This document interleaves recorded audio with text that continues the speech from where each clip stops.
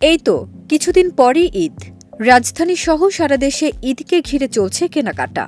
তাই পরিবার পরিজনের বাড়তি খরচের কথা মাথায় রেখে বেশি বেশি অর্থ পাঠাচ্ছেন প্রবাসী বাংলাদেশিরা।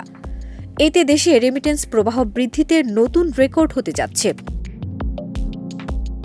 ২০ মার্চ কেন্দ্রীয় ব্যাংকের সর্বশেষ তথ্য বলছে, এই মাসের প্রথম ১৯ দিনে ২২৫ কোটি ২০ লাখ মার্কিন ডলার রেমিটেন্স এসেছে, যা দেশীয় মুদ্রায় ২৭,৪৭৪ কোটি টাকার বেশি। এই ১৯ দিনের হিসেবে প্রতিদিন গড়ে রেমিটেন্স এসেছে প্রায় ১২ কোটি ডলার বা ১,৪৬৪ কোটি টাকা। এই ধারা অব্যাহত থাকলে মার্চে প্রবাস আয়ে নতুন রেকর্ড সৃষ্টি হতে পারে বলে বাংলাদেশ ব্যাংক সূত্রে জানা গেছে। দেশ জুড়ে তোলপাড় ওয়ালটন ফ্রিজ কিনে আপনিও হয়ে যেতে পারেন মিলেনিয়ার। বাংলাদেশ ব্যাংকের তথ্য অনুযায়ী ১৯ দিনে গত বছরের একই সময়ের তুলনায় ৭৮% রেমিটেন্স বেড়েছে। গত বছরের মার্চ মাসের প্রথম ১৯ দিনে ১২৬ কোটি ডলার রেমিটেন্স এসেছিল।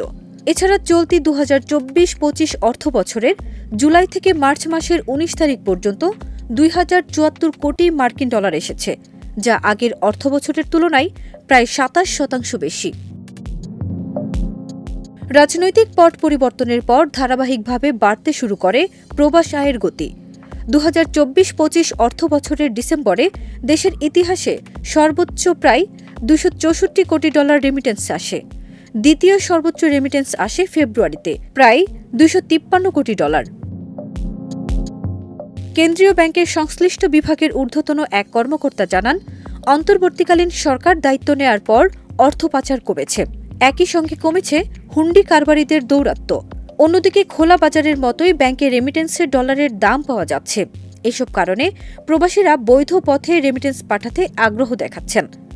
এছাড়া আসন্ন ঈদ উল ফিতরে আরও বেড়েছে রেমিটেন্স প্রবাহ। ফারজানা নিকিতা, দেশ রূপান্তর।